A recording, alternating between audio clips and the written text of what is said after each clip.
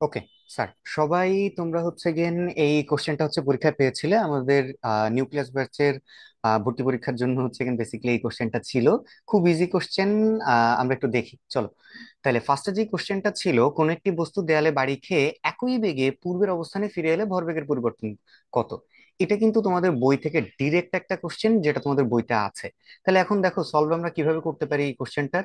Normally এটার ক্ষেত্রে ধরে নাও আমার কাছে কি আছে, একটা হচ্ছে কিন দেয়াল আছে, এই যে হচ্ছে একটা দেয়াল। তাহলে প্রথমে যখন একটা বস্তু গেল, একটা বস্তু যখন হচ্ছে গিন গেল, তাহলে আমরা ধরে নিলাম যেহেতু বেগের কথা উল্লেখ নেই, তাহলে এটা হচ্ছে গিন কি, ধরো ভি বেগে গেছে। যখন ভি বেগে যাবে তাহলে এটা ভরবেগ কত হবে? M V. ফাইন। আর যখন এটা ফিরে আসছে, খেয়াল করে দেখো, ফিরে আসলেও বলছে একই বেগে ফিরে আসছে। একই বেগে যখন ফিরে আসবে তার মানে নিশ্চয়ই ভি বেগে ফেরত আসছে। না, ভুল। যদি ফিরে আসে তাহলে কিন্তু তার দিক উল্টো হয়ে গেল, যেহেতু বেগ একটা ভেক্টর রাশি, সেক্ষেত্রে এটা কিন্তু হবে মাইনাস ভি। আর মাইনাস ভি যদি থাকে, মাইনাস ভি এর সাথে যদি আমি ভর গুণ করি, তাহলে আমরা কি পাবো? M V. তাহলে আমাদের ভরবেগের পরিবর্তনটা হচ্ছে কত? তাহলে ভরবেগকে আমরা প্রকাশ করি কি দিয়ে? ভরবেগকে কিন্তু আমরা প্রকাশ করি হচ্ছে গিয়ে পি দিয়ে।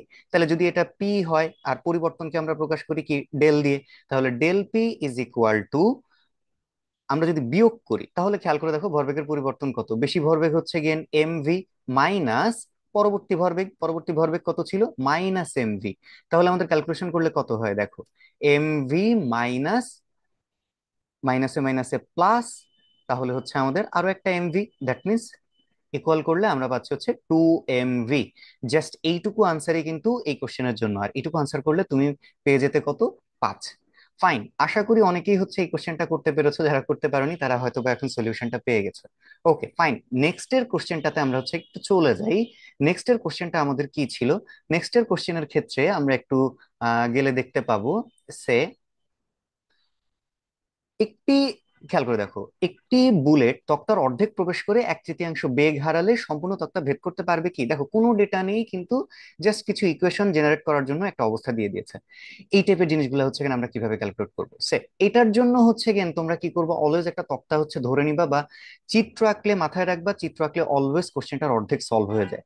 তাহলে আমরা ধরে নাও এতটুকু হচ্ছে গেন কি করলাম, একটা হচ্ছে চিত্র আঁকলাম, এটা হচ্ছে আমাদের কি, এটা হচ্ছে পুরো তক্তাটা। এই পুরো তক্তাটার দূরত্ব কত আমি জানি না, তাহলে আমি এস ধরে নিচ্ছি। টোটাল শুরু থেকে এই পর্যন্ত হচ্ছে কেন আমাদের এস দূরত্ব। ফাইন, আমি তাহলে রাখলাম এস। বলছে কি, একটি বুলেট তক্তার অর্ধেক প্রবেশ করে, তাহলে অর্ধেক কতটুকু আমি এখান থেকে পাচ্ছি, ধরে নাও এইটুকু হচ্ছে গিয়ে আমাদের অর্ধেক। অর্ধেক ডিস্টেন্স মানে কিন্তু তুমি এইটুকু বুঝবা হচ্ছে এস ডিভাইডেড বাই টু, মানে হচ্ছে অর্ধেক ডিস্টেন্স নিলাম। তাহলে আমরা অর্ধেক দূরত্ব পেয়ে গেলাম। বলল কি, প্রবেশ করে 1/3 বেগ হারায়। তাহলে আদি বেগ যদি আমাদের এখান থেকে ধরে নাও, আদি বেগ ছিল হচ্ছে ভি যখন বুলেটটা প্রবেশ করছিল, প্রবেশ করলে এখানে যখন চলে আসলো তখন 1/3 বেগ হারায়। তাহলে আদি বেগ ছিল কত যখন 1/3 বেগ হারায়, সেটার ক্ষেত্রে মাথায় রাখবা হারাচ্ছে থেকে, আদি বেগ থেকে, তাহলে লিখলাম ভি। ভি থেকে হারাচ্ছে কতটুকু, হারাচ্ছে 1/3। তাহলে ভি এর 1/3 কত? V divided by three. তার মানে আমার এই জায়গা থেকে আমি পাচ্ছি হচ্ছে 3V minus V divided by three. That means আমি এখান থেকে পাচ্ছি হচ্ছে কত? 2V divided by three. তাহলে আমি কিন্তু এখানে বেগটাও বের করে ফেললাম। ফাইন। এবার তাহলে আমরা একটু এই পর্যন্ত হিসেবটা করে দেখি তো, ত্বরণ কতটুকু হয়েছে, মানে এই শুরু থেকে এই অর্ধেক প্রবেশ করার মুহূর্তে তার বেগ, ত্বরণ হচ্ছে কত হয়েছে। তাহলে চলো ক্যালকুলেশন শুরু করি। আমরা জানি এখান থেকে আদিবেগটা দেওয়া, আদিবেগ আমরা ধরে নিয়েছি ইউ সমান ভি। তারপরে হচ্ছে দূরত্ব, আমরা বললাম হচ্ছে এস সমান ah S divided by two, দূরত্ব গিয়েছে। শেষ বেগ ভি ইজ ইকুয়াল টু হয়েছে 2V divided by three. And finally এখান থেকে আমরা একটা এ বের করে নিব। তোমরা রেগুলার ম্যাথে কিন্তু এরকম ভাবেই করতে, সেম ফর্মুলাটাই আমরা ইউজ করছি। তাহলে আমাদের কি হচ্ছে ফর্মুলাটা দেখো, কোন ফর্মুলার মধ্যে আমাদের এই চারটা ডেটা রয়েছে? V square is equal to U square plus 2AS, আমরা বের করতে চাই এ। তাহলে আমরা কি করি, আমরা একটু ইকুয়েশনটা লিখি, 2AS is equal to v square minus u square. এখান থেকে আমি লিখতে পারি কি, a is equal to v square minus u square divided by 2S। এখন চলো আমরা এখান থেকে কি করি, আমরা হচ্ছে এখান থেকে একটু ডেটাগুলো একটু বসাই। সো আমরা নিচে যেহেতু জায়গা পাচ্ছি না, আমরা এটা রাইট সাইডেই হচ্ছে ক্যালকুলেশনটা করি। তাহলে আমরা এ ইজ ইকুয়াল টু পাচ্ছি, দেখো শেষ বেগ কত বের করেছিলাম, 2v/3। তাহলে আমরা লিখছি 2v/3। এখানে কিন্তু একটা হোল স্কোয়ার আছে, মাথায় রেখো, মাইনাস, এবার বলছে হচ্ছে কি u square minus u square, that means আদিবেগ, আদিবেগ কত ধরেছিলাম আমরা, ভি স্কোয়ার, ডিভাইডেড বাই আমাদের কি হচ্ছে, আমাদের হচ্ছে সরণ, কতটুকু সরণ হয়েছে। দেখো তোমার যদি একটু বুঝতে অসুবিধা হয়, এস সমান s/2 এরকম ভাবে যদি বুঝতে অসুবিধা হয়, তুমি কিন্তু এই এস এর জায়গায় এক্সও ধরে নিতে পারো। তাহলে যদি আমরা এস এর জায়গায় এক্স ধরে নিই সেই ক্ষেত্রেও হবে, তুমি যদি এস এর জায়গায় s/2 ধরো তাতেও কোনো সমস্যা নেই, যেভাবে ইচ্ছা বুঝতে পারলে যে কোনো কিছু দিয়েই ক্যালকুলেট করতে পারবে। তাহলে আমরা এখান থেকে সরণ কতটুকু পেয়েছি, 2 ইন্টু আমাদের এস, এস এর মান কত, s/2। ফাইন। চলো একটু এখান থেকে আমরা একটু ইকুয়েশনটাকে শর্ট করি। 2, 2 কাটা চলে যাচ্ছে। আর উপরে আমার কি থাকতেছে, চলো উপরেরটা অনুযায়ী একটু বসাই, equal 2v², 2v/3 whole square, that means আমি এই জায়গা থেকে লিখতে পারি হচ্ছে, আর একটু নিচে লিখি তোমাদের বুঝতে সুবিধা হবে, সে উপরে হচ্ছে গেন 4v² ডিভাইডেড বাই 9। অনেকেই যে ভুলটা করেছিলে সেটা হচ্ছে 3 কে স্কোয়ার করতে ভুলে গিয়েছিলে, এটা করা যাবে না, খেয়াল রাখতে হবে। -v² ডিভাইডেড বাই আমার এখান থেকে থাকছে কি এস, ইকুয়াল, আমি এখান থেকে কি পাচ্ছি, বিয়োগ করলে আমার থাকবে হচ্ছে 4v² -9v² divided by 9/s। আচ্ছা, এখান থেকে তাহলে আমি কি পাচ্ছি, ক্যালকুলেশনটা এই জায়গা থেকে আমি হিসেব করে পাই হচ্ছে, সে মাইনাস, আচ্ছা এখান থেকে আমি একটু লিখে নিই, এ ইজ ইকুয়াল টু, মুছি, হ্যাঁ, এ ইজ ইকুয়াল টু আমি পেলাম হচ্ছে -5v² ডিভাইডেড বাই, আমার কিন্তু এখানে থাকছে 9s। তাহলে আমি ত্বরণ কিন্তু পেয়ে গিয়েছি। এইবার খেয়াল করে দেখো, এই যে যে অবস্থান ছিল এখান থেকে আমার কি হচ্ছে, বুলেটটা আবার যাওয়া শুরু করবে। এখন দেখো তক্তা ভেদ করতে পারবে কিনা, এই ম্যাথগুলোর ক্ষেত্রে আমরা কি ধরি, বুলেটটা হয়তো তক্তার ভেতরে থেমে যাবে, আর না হয় বাইরে গিয়ে থামবে, মানে থেমে যাবে, এটা মাস্ট। তার মানে এই জায়গাটায় যদি আমি ধরি আদি বেগ, এখানে আমরা যদি ইনিশিয়াল কন্ডিশনটা চিন্তা করি, ইনিশিয়াল কন্ডিশন চিন্তা করলে এখানে আদি বেগটা কত হচ্ছে, ইউ ইজ ইকুয়াল টু আমাদের কি ছিল, v/2। Okay fine. শেষ বেগ কি হবে, যে কোনো এক জায়গায় গিয়ে থেমে যাচ্ছে, থেমে গেলে সেই ক্ষেত্রে আমরা বেগটাকে বলছি হচ্ছে কি 0 মিটার পার সেকেন্ড, কিন্তু ত্বরণ পেয়েছি। এবার তাহলে আমার বের করতে হবে এস ইজ ইকুয়াল হোয়াট, সেই পুরাতন নিয়ম। তাহলে চলো এটাকে যদি আমি ক্যালকুলেশন করি তাহলে আমার কি হচ্ছে, আবারও সিমিলার ফর্মুলা, সিমিলার ফর্মুলা কি, যে আমরা জানি v² = u² + 2as। আমরা যেহেতু এস বের করব, আমি আর এই ক্যালকুলেশনটা ভাঙলাম না, ডিরেক্ট তোমরা হচ্ছে করতে পারবে আমি বিশ্বাস করি। তাহলে আমাদের হচ্ছে কি S is equal to v² - u² divided by আমাদের হচ্ছে 2a। চলো এই জায়গায় হচ্ছে আমরা তাহলে কি করি, এবার মানগুলা হচ্ছে আমরা একটু বসায় দেওয়ার চেষ্টা করি। মানগুলা বসায় দিলে আমাদের কি হবে, এস ইজ ইকুয়াল v² মানে 0² লিখলাম, 0² মাইনাস ইউ², ইউ কত ছিল, ইউ কিন্তু ছিল আমাদের v/2। তাহলে v/2, এটার উপর কিন্তু একটা কি আছে, হোল স্কোয়ার আছে, ডিভাইডেড বাই 2a। তাহলে 2 × a এর মান আমি কত বের করে এসেছি, -5v² ডিভাইডেড বাই 9, আর তার সাথে একটা কি আছে, এস আছে। ওকে ফাইন, তাহলে চলো আমরা একটু একটু সিম্পলিফাই করি। আমাদের এখান থেকে থাকছে হচ্ছে v² ডিভাইডেড বাই 4। খেয়াল রেখো এখানে কিন্তু একটা মাইনাস আছে, এই যে যে মাইনাসটা ছিল এই মাইনাসটা কিন্তু থেকে যাবে, এটা ভুলে গেলে কিন্তু ম্যাথ পরে দেখবে ইকুয়েশনে ভেজাল হয়ে যায়। তাহলে একটু খেয়াল করে দেখি, আমরা এই জায়গা থেকে পেলাম হচ্ছে v² ডিভাইডেড বাই 4, আর এখান থেকে আমি নিচে ডিভাইডেড বাই পেয়েছি ভাগ, আমি একটু ক্যালকুলেশন করি, -5 × 2, তার মানে হচ্ছে আমরা বললাম 10v² ডিভাইডেড বাই 9s। তাহলে এখান থেকে আমি কি লিখতে পারছি, গুণ আকারে দিব, উল্টায় দিচ্ছি, আমি খুব সিম্পলিফাইড ওয়েতে দেখাচ্ছি যাতে তোমাদের বুঝতে সুবিধা হয়। আচ্ছা, তাহলে আমার এখান থেকে ভাগ করলে এই জায়গায় 9টা উপরে উঠে যাচ্ছে 9s, আর 10v²টা -10v²টা আমাদের নিচে কি হচ্ছে, ভাগ আকারে থাকলো। এখন দেখো এই মাইনাসে মাইনাসে কিন্তু কেটে যাচ্ছে, আমাদের কি পেলাম, এই মাইনাস, এখানে একটা মাইনাস যে ছিল আর এখানে একটা মাইনাস ছিল, দুইটা মাইনাস কিন্তু কেটে গিয়েছে। ফাইন। এবার আসো এই জায়গা থেকে আমরা কি কি পাই, এই v² কিন্তু কাটা। এবার আমার উপরে কি হচ্ছে, উপরে হচ্ছে 9 ডিভাইডেড বাই নিচের দিকে হচ্ছে কি উপরে হচ্ছে 9s ডিভাইডেড বাই নিচে হচ্ছে 4×10⁻40। আচ্ছা, এটার ক্ষেত্রে তুমি যদি ক্যালকুলেশন করো, ক্যালকুলেশন করলে তুমি কি দেখবে যে আমরা একটু দেখি, 9 ডিভাইডেড বাই 40 কত হয়, 0.225s। তার মানে এই জায়গাটায় আমরা একটু হিসেবটা নিতে পারি, 0.225s। তাহলে খেয়াল করে দেখো তো একটু চিত্রটার ক্ষেত্রে আমরা কি দেখতে পারি। এই জায়গা থেকে বাকি ছিল কতটুকু, আর এই জায়গা থেকে বাকি ছিল আর v/2, মানে তার মানে 0.5, সরি, এখান থেকে বাকি ছিল s/2, দ্যাট মিনস 0.5s দূরত্ব। বুলেটটা এখান থেকে আর কতটুকু দূরত্ব গিয়েছে, মাত্র 0.225s। তার মানে খেয়াল করে দেখো, আমরা যদি একটু হিসেব করি, দশমিকের পর 5, দুইটা শূন্য কল্পনা করে নিই, ধরো 500s, গিয়েছে মাত্র 225s। তার মানে কি এটা ভেদ করতে পারলো? পারেনি কিন্তু। তার মানে আমরা এখানে ফাইনালি বলতে পারি, অর্থাৎ তক্তা ভেদ করতে পারবে না। সিম্পল। এই অঙ্কটা যখন তোমরা হচ্ছে কি করবে, ডেটা দেওয়া থাকবে, জাস্ট এখানে ডেটাটা দেওয়া নেই, এই জন্য হচ্ছে ধরে নিতে হবে। যে কোনো অঙ্কে এরকম ভাবে ডেটা না দেওয়া থাকলে সেই ক্ষেত্রে হচ্ছে ধরে নিতে হয়। ওকে, ফাইন। আশা করি এই অঙ্কটাও তোমরা বুঝেছো। ওকে, নেক্সট ম্যাথে আমরা একটু যাওয়ার চেষ্টা করি। নেক্সট ম্যাথে যদি যাই, সেই ক্ষেত্রে একটু খেয়াল করলে দেখবে আমাদের কোশ্চেনটা কি ছিল। এই কোশ্চেনটা আর একটা মজার একটা কোশ্চেন। তোমরা খুব 5 নাম্বারের একটা কোশ্চেন দেখেছো, কোশ্চেন দেখে হয়তোবা একটু বিচলিত হয়ে গিয়েছো। এখানে কোশ্চেনে জাস্ট একটা কারেকশন ছিল, চাঁদের ভর। এটা বলে দিয়েছি, চাঁদের ভর পৃথিবীর 6 ভাগের 1 ভাগ, ব্যাসার্ধ 0.273 গুণ, বলেছে হচ্ছে পৃথিবীর ব্যাসার্ধের এত গুণ। পৃথিবীতে বস্তুর ভর যদি 60 কেজি হয়, চাঁদে বস্তুর ভর পৃথিবীর ভরের কত গুণ। খেয়াল করে দেখো, পৃথিবীতে ভর বলে দিয়েছে হচ্ছে 60 কেজি। এই বস্তুটার, তার মানে আমি এখানে একটু আর্থ লিখে রাখলাম, আর্থে ভর 60 কেজি। দেখো, ভর কিন্তু একটা ধ্রুব জিনিস, এটা কখনো চেঞ্জ হয় না। তাহলে এটাকে যদি আমি চাঁদেও নিয়ে যাই, মানে এই বস্তুটাকে যদি আমি চাঁদেও নিয়ে যাই, তাহলে ধরো মুন, যদিও এরকম ভাবে দেওয়া মানে অনেক সময় তোমরা, বা মেইনলি তোমরা বুঝে হচ্ছে পৃথিবীর ভর বলে, পৃথিবীর ভর না, আমরা হচ্ছে পৃথিবীতে কোনো বস্তুর ভরকে ধরছি 60 কেজি। তাহলে চাঁদে বস্তুর ভর কত হবে, চাঁদে বস্তুর ভরও চেঞ্জ হবে না, এটা 60 কেজি থাকবে। অলওয়েজ মাথায় রাখবে, যদি পৃথিবীতে তোমার কাছে একটা ছাগল থাকে, এটাকে যদি তুমি চাঁদে নিয়ে যাও, সেটা চাঁদেও ছাগলই থাকবে, এটা গরু হাতি ভাল্লুক কিছু হবে না। ফাইন।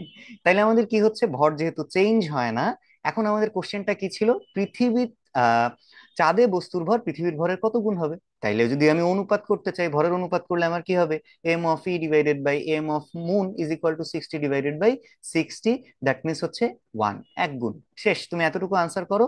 এতটুকু আনসার করলে তুমি হচ্ছে কি পেয়ে যাবা, 5/5। ফাইন। আচ্ছা, এটা একটা ট্রিকি ছিল, এই আগের যত কিছু দেওয়া আছে সবকিছু তোমাকে হচ্ছে কনফিউজ করতে হচ্ছে, কোশ্চেন গুলো দেওয়া ছিল। ফাইন, আশা করি তোমরা হচ্ছে এটাও বুঝতে পেরেছো। খুব ছোট একটা কোশ্চেন ছিল, বাট নাম্বারের জন্য বা পরীক্ষার মোমেন্টে হয়তো বা তোমরা বিচলিত হয়ে একটা টাফ রেজাল্ট বের করেছো আর কি। আচ্ছা, নেক্সট একটু চলে যাই স্যার, আমরা আমরা হচ্ছে যদি নেক্সটে চলে যাই, সেই ক্ষেত্রে কি পাচ্ছি দেখো, নেক্সট কোশ্চেনটা কোথায়। ওকে, ফাইন। বলেছে যে একটি পরমাণুর বর্ণ লাল থেকে নীলে পরিবর্তিত হলে শক্তির পরিবর্তন কত।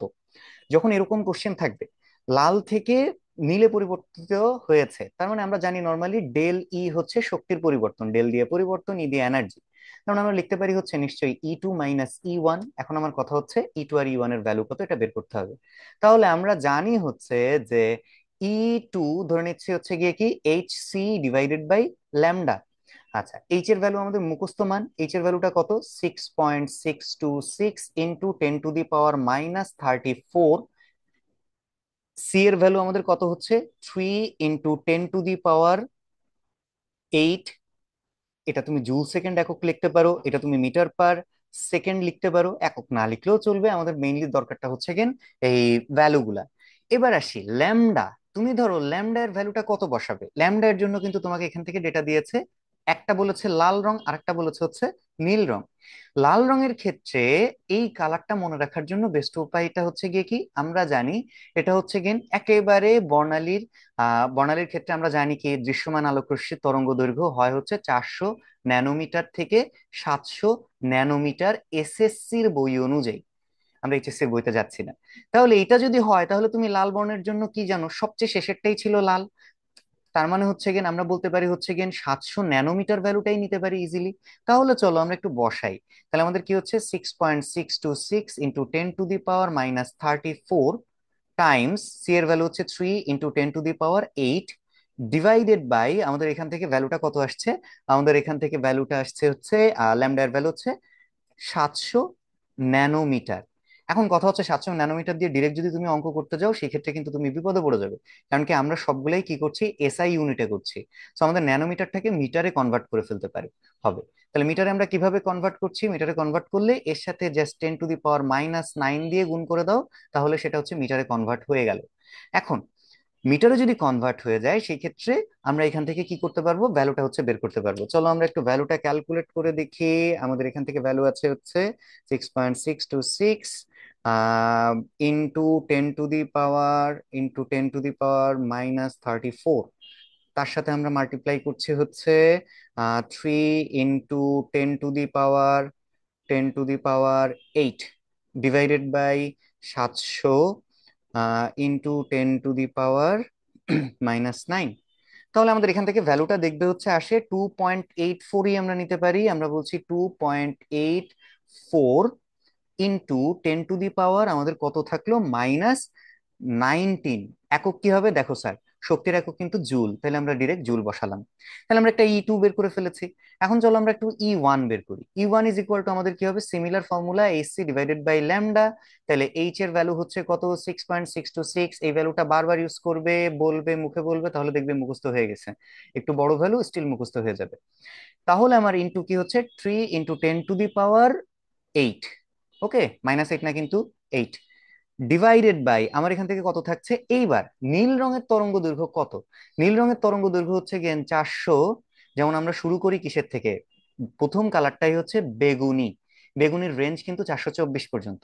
তাহলে 424 থেকে 450-এর মধ্যে যে কোনো একটা ভ্যালু হতে পারে। তাহলে আমরা এই জায়গা থেকে কি করলাম, 430 ন্যানোমিটার ভ্যালুটাই নিয়ে একটা সুন্দর ভ্যালু। তাহলে আমরা এই জায়গা থেকে লিখছি হচ্ছে কত 430 ন্যানোমিটার, ন্যানোমিটারটাকে আমি ডিরেক্ট লিখলাম 10⁻⁹। দেখো, তোমার এখন যদি মনে হয় না আমি 430 ইউজ করবো না, আমি 440 ইউজ করতে চাই, হ্যাঁ করো, কোনো সমস্যা নেই। ভ্যালুটা একটু আলাদা হবে, বাট দেন এগেইন আনসার ঠিক হবে। সবার উত্তর এখানে সেম আসবে না, হয়তো বা একসাথে 10 জন পরীক্ষা দিলে 10 জন 10 রকমের ভ্যালু নিবে, কিন্তু যেটা দিয়ে ক্যালকুলেট করো উত্তর ঠিক আসবে। তাহলে হচ্ছে গেন উত্তর প্রত্যেকেরই ভিন্ন আসবে, কিন্তু প্রত্যেকের উত্তরই সঠিক। তাহলে দেখো, এটা আমরা যদি ক্যালকুলেট করি সেই ক্ষেত্রে আমাদের এই জায়গা থেকে ভ্যালুটা আসছে কত, আমি ধরলাম হচ্ছে 430 × 10⁻⁹।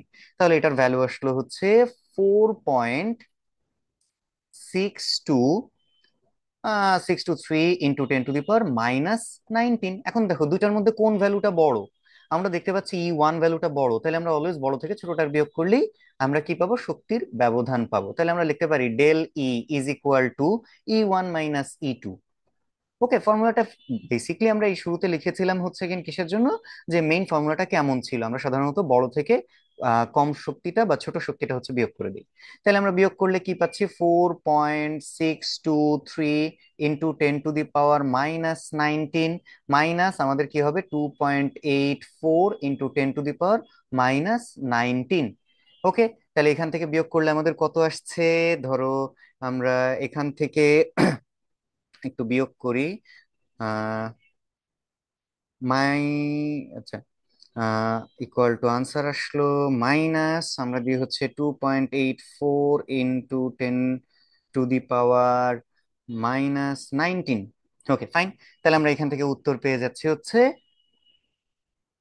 সে, এটার উত্তর হচ্ছে তখন হবে 1.783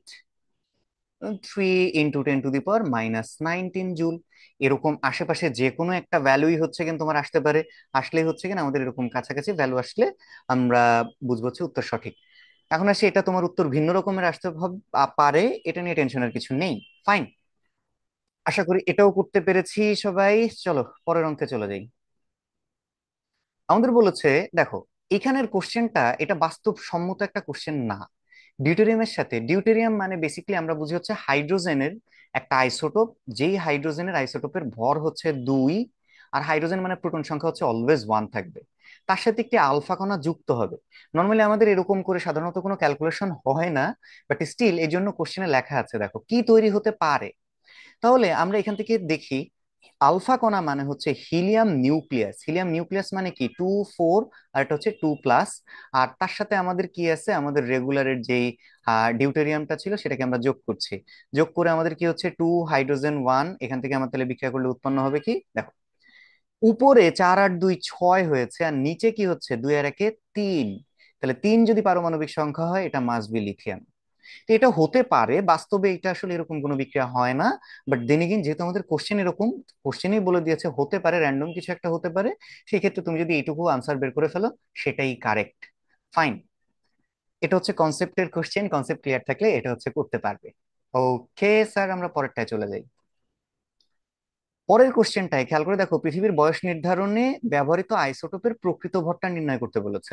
তাহলে পৃথিবীর বয়স নির্ণয় করে কে, বা নির্ধারণ করে কে? এটা হচ্ছে কার্বন 14 আইসোটোপ। এটা তোমাদেরকে আমি ক্লাসেও পড়িয়েছি, লিখেও দিয়েছি, বইতেও হচ্ছে কিন্তু তোমরা এটা পাবে। তাহলে কার্বন 14 আইসোটোপের এবার বলছে হচ্ছে কি, আইসোটোপের প্রকৃত ভর কত। তাহলে আমরা জানি কি, আমরা জানি হচ্ছে কোনো মৌলের একটি পরমাণুর আপেক্ষিক পারমাণবিক, বা আপেক্ষিক পারমাণবিক মানেই হচ্ছে একটি পরমাণুর ভর। আপেক্ষিক পারমাণবিক ভর শর্টকাটে লিখলাম। খোকারা বা খুকিরা তোমরা হচ্ছে কি করবা, ফুল কাটেই লিখবে। আচ্ছা, উপরে কি থাকছে, একটি পরমাণুর, একটি পরমাণুর, ওই মৌলের একটি পরমাণুর প্রকৃত ভর, প্রকৃত ভর ডিভাইডেড বাই আমার কি থাকবে, কার্বন 12 আইসোটোপের 12 ভাগের 1 ভাগের ভর, যেটার ভ্যালু হচ্ছে 1.6605 পর্যন্ত নিতে পারো তোমরা চাইলে, ইন্টু 10⁻24 গ্রাম। তাহলে একটু খেয়াল করে দেখো, আপেক্ষিক পারমাণবিক ভর আমি জানি কত, এখানে দিয়ে আমরা জানি হচ্ছে কি, এই আইসোটোপটার ভর হচ্ছে 14। তাহলে আমরা লিখতে পারি হচ্ছে আপেক্ষিক পারমাণবিক ভর 14 ইজ ইকুয়াল টু একটি পরমাণুর প্রকৃত ভর, একটি পরমাণুর প্রকৃত ভর ডিভাইডেড বাই আমাদের কি থাকতেছে, যে 1.6605 ইন্টু 10⁻24। দ্যাট মিনস আমরা এখান থেকে হিসেব করতে পারি কি, প্রকৃত প্রকৃত ভর is equal 14 times 1.6605 into 10⁻24। Okay sir, calculate করলে আমাদের হচ্ছে এখানে আনসারটা চলে আসবে, তোমরাই পারবে। স্টিল আমি হচ্ছে একটু হিসেব করে দেখি কত আসে। 14 into 1.6605 ইন্টু 10⁻24। ওকে, তার মানে আমার এখান থেকে আসছে যে ভরটা আসলো হচ্ছে 2.3247 টাইমস 10⁻23। অবশ্যই এগুলা কিন্তু গ্রাম এককে, এটা খেয়াল রাখতে হবে, কেজিতে বের করবে না। যদি আমার এখানে বলতো প্রকৃত ভর কেজি এককে কত, সেই ক্ষেত্রে তুমি কি করতে, এটাকে আরো 1000 দিয়ে ভাগ করলে সেটা কেজিতে কনভার্ট হয়ে যেত। ওকে, আশা করি এটাও বুঝতে পেরেছি, খুব ছোট একটা অঙ্ক, জায়গা দেখলেই বুঝতে পারার কথা। নেক্সট একটু চলে আসি। নেক্সট এর কোশ্চেনটা আমাদের কি ছিল, স্যার নেক্সট এর কোশ্চেনটা ছিল হচ্ছে পর্যায় সারণীতে মোট কতটি বৈশিষ্ট্য পরিলক্ষিত হয় এবং কিভাবে। এই কোশ্চেনটা তোমাদের বইতে ডিরেক্ট আছে। ভৌত ধর্ম, এই পরমাণুর ভৌত ধর্ম হচ্ছে কেন হয় কয়টা, ভৌত ধর্ম হয় হচ্ছে 4টা। আমরা বললাম হচ্ছে ভৌত ধর্ম 4টা। রাসায়নিক ধর্ম, এটাও তোমাদের দেখা আছে, প্রত্যেকটা মৌলের রাসায়নিক, রাসায়নিক ধর্ম এটাও হবে হচ্ছে গিয়ে কয়টা করে, 4টা করে। তাহলে মোট একটা মৌলের ধর্ম কত হচ্ছে, একটা মৌলের মোট ধর্ম হচ্ছে আমরা পাচ্ছি 4+4, দ্যাট মিনস হচ্ছে 8। এখন টোটাল পর্যায় সারণীতে টোটাল কয়টা মৌল আছে, 118টা। 118টা ইন্টু 8, তাহলে ক্যালকুলেট করলে দেখবে ভ্যালু আসছে হচ্ছে 944। তাহলে আমাদের পর্যায় সারণীতে মৌলসমূহের মোট 944টি বৈশিষ্ট্য আমরা কি করি, দেখতে পাই। আশা করি এই কোশ্চেনটাও তোমরা হচ্ছে বুঝতে পেরেছো। এটা কিন্তু আমাদের আমাদের বইয়ের হচ্ছে এখানে একটা ডিরেক্ট, বইতে এটা হচ্ছে দেওয়া আছে। ফাইন। এখন আসি পরবর্তী যেটা ছিল, পরবর্তী কোশ্চেনের দিকে একটু ফিরে আসি। আমাদের এখান থেকে বলেছে, দেখো যে কোনো একটা বেগে, আসলে এখানে একটা কোশ্চেন থাকা উচিত ছিল যে কোন বেগে, কত বেগে, যেহেতু কোনো বেগের কথা উল্লেখ নেই সেহেতু আমাদের ধরে নিতে হবে।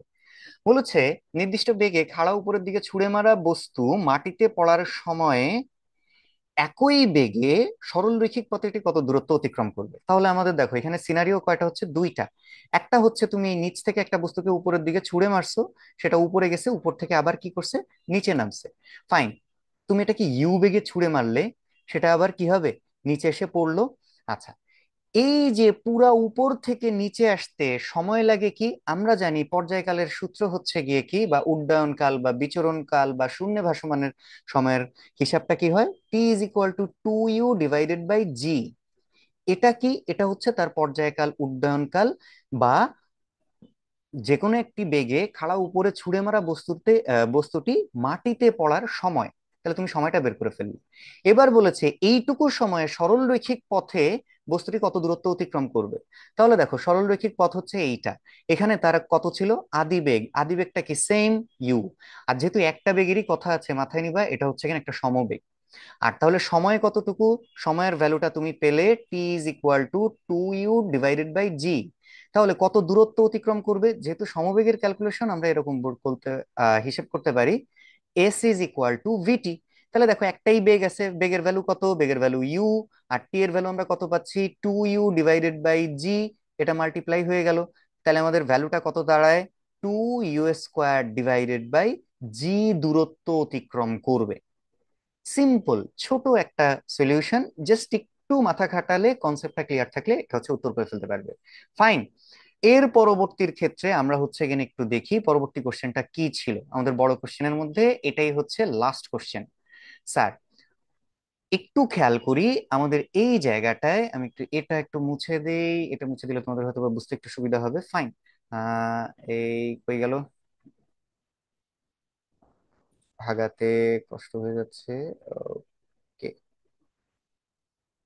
যাবে না, এই লোক, এই লোক থাকবে। আচ্ছা যাক, আসি। আমরা তাহলে এখান থেকে আগের মতো করে সিমিলার ওয়েতে বুঝে নিচ্ছি। ফার্স্টে বলেছে এত কেজি ভর বিশিষ্ট একটি মৌল 4 পরমাণুক। তাহলে বস্তুর ভর বলে দিয়েছে, মানে 4টা। আমি ধরে নিলাম র্যান্ডম একটা বস্তু আছে এ, A4, A4 is equal two 2.0584 into 10⁻⁻25 KG. আচ্ছা, আমরা নর্মালি কি কেজিতে ক্যালকুলেশন করি? তুমি চাইলে এভাবেও করতে পারো, বাট স্টিল যেহেতু আমরা কেজিতে ক্যালকুলেশন করি না নর্মালি, আমরা এটাকে গ্রামে কনভার্ট করে ফেলি। গ্রামে কনভার্ট করতে হলে কি করতে হবে, আমাদের 1000 দিয়ে গুণ করতে হবে। 1000 দিয়ে যদি গুণ করি, বেসিক্যালি আমাদের 10⁻³ দিয়ে এটার সাথে গুণ করতে হবে। আর আমাদের এখান থেকে কি হচ্ছে দেখো, ইজিলি আমরা মুখে মুখে এটুকু হিসেবের জায়গায় আসতে পারি, 0.584 ইন্টু 10⁻⁻25 ইন্টু 10⁻³ তাহলে এটা আমরা যোগ বিয়োগ করলে কত পাই, আমরা কিন্তু যোগ বিয়োগ করলে এখান থেকে পাচ্ছি 2.058 ইন্টু 10⁻⁻22 গ্রাম, ইজন্ট ইট? আচ্ছা, সিম্পল। এবার আসি, এটা ছিল কিন্তু A4, আমাদের সূত্রে কিন্তু একটি পরমাণুর কথা আছে, এখানে কিন্তু 4টা পরমাণুর কথা। তাহলে চলো আমরা একে একটা পরমাণু বানায় ফেলি। তাহলে এ ইজ ইকুয়াল টু হবে নিশ্চয়ই 2.058 ইন্টু, আচ্ছা এইটার পর একটা 4 আছে, দিলাম এইটার পরে একটা 4, নো ওয়ারিজ। আচ্ছা, 10⁻⁻22 গ্রাম ডিভাইডেড বাই আমাদের এখান থেকে কি হচ্ছে 4। তাহলে ক্যালকুলেট করলে আমাদের কত আসে, আমরা একটু দেখি যে 2.058 ইন্টু 10⁻⁻22 এত divided by, wait, divided by 4। আচ্ছা, তাহলে আমাদের ভ্যালুটা আসবে হচ্ছে কত হচ্ছে, যতটুকু বের করেছি, 5.146 ইন্টু 10⁻⁻23। কোন এককে আছে, গ্রাম এককে। তাহলে এবার চলে আসি, এটাকে আমরা যদি আপেক্ষিক পারমাণবিক ভর বের করতে চাই, আপেক্ষিক পারমাণবিক ভর কি হবে, আপেক্ষিক পারমাণবিক ভর ইজ ইকুয়াল টু ওই মৌলের একটি পরমাণুর প্রকৃত ভর। তাহলে ওই পরমাণুর একটি পরমাণুর প্রকৃত ভর কত, 5.146 ইন্টু 10⁻⁻23 গ্রাম, ডিভাইডেড বাই আমাদের কত হবে, 1.6605 ইন্টু 10⁻⁻24 গ্রাম। তাহলে ক্যালকুলেট করলে আমাদের কত আসছে, চলো আমরা একটু দেখি। আমাদের ক্যালকুলেট করলে আসে হচ্ছে ভাগ 1.6605 ইন্টু 10⁻⁻²৪। তাহলে খেয়াল করলে দেখবে এটা ক্যালকুলেট করলে আমাদের ভ্যালুটা এসেছে হচ্ছে 30.99 সামথিং, যাকে আমরা বলতে পারি কি যে প্রায় 31 বলা যায়। ফাইন। আমি তাহলে এটার একটার ভর, আপেক্ষিক পারমাণবিক ভর বের করে ফেলেছি। আমার এখানে বলেছে কি যে পরমাণুর প্রোটন সংখ্যা অপেক্ষা নিউট্রন সংখ্যা একটি বেশি। তাহলে একটি যদি বেশি হয় তাহলে একটু স্যার খেয়াল করে দেখি, প্রোটন সংখ্যা যদি হয় এক্স, নিউট্রন সংখ্যা আমাদের হবে কি x+1। তাহলে আমরা জানি কি যে আপেক্ষিক পারমাণবিক ভর, আমাদের টোটাল বা নিউক্লিয়াসের আপেক্ষিক পারমাণবিক ভর সমান আপেক্ষিক পারমাণবিক ভর সমান প্রোটন প্লাস নিউট্রন। তাহলে আমরা একটু লিখি, আপেক্ষিক পারমাণবিক ভর কত বের করে এসেছি, 31। লিখলাম 31 ইজ ইকুয়াল টু প্রোটনের ভর কত, লিখে রাখলাম হচ্ছে এক্স, প্লাস নিউট্রন সংখ্যা কয়টা, বেসিক্যালি ভর তো না, এই এক্স সংখ্যক প্রোটন, এবং নিউট্রনের সংখ্যা হচ্ছে x+1। তাহলে আমরা কি লিখতে পারি sir, 2x my plus 1 is equal two 31। চলো এটা থেকে আমরা একটু কি করি, একটু সেকেন্ড সিম্পলিফাই করি। তাহলে হচ্ছে 2x is equal two 31 minus 1। তাহলে আমরা লিখতে পারি 2x ইজ ইকুয়াল টু 30, তার মানে x ইজ ইকুয়াল টু আমার হবে 30/2, দ্যাট মিনস হচ্ছে 15। 15 পারমাণবিক সংখ্যা কার হয়, 15 পারমাণবিক সংখ্যা হয় হচ্ছে ফসফরাসের। এখন ফসফরাসটাকে আমরা কি পাই, আমরা হচ্ছে যখন চারটা ফসফরাস একসাথে থাকে তখন হচ্ছে গেন যখন আমরা আকরিক থেকে তুলে নিয়ে আসি তখন এটার নাম থাকে হচ্ছে সাদা ফসফরাস। তাহলে আমরা এটার নাম কি পাচ্ছি, সাদা ফসফরাস। আশা করি স্যার তোমরা এটা মোটামুটি ক্লিয়ারলি বুঝতে পেরেছো, তোমাদের এইটা নিয়ে আশা করি আর কোনো প্রবলেম হবে না। আমাদের বড় কোশ্চেনের সলিউশন এই পর্যন্তই। মোটামুটি যে কোনো কোশ্চেন যদি তোমরা সামনে পাও তখন হচ্ছে খুব বেশি ট্রাই করবে যাতে হচ্ছে ওই কোশ্চেনটা নিয়ে আরো চিন্তা ভাবনা করবে যে কোনোভাবে যদি ঘুরিয়ে দেওয়া হয় যেন হচ্ছে তোমরা করতে পারো। ঘুরে ফিরে সাধারণত এমন সব কোশ্চেনই আসে, মাথায় রাখবে, যে কোশ্চেনের কিছু না কিছু অংশ কোনো না কোনো ভাবে তোমরা হচ্ছে বইতে পেয়েছো বা পড়েছো। ওকে, ধন্যবাদ সবাইকে, ভালো থেকো, ভালো মতন পড়াশোনা করো একটু। ওকে।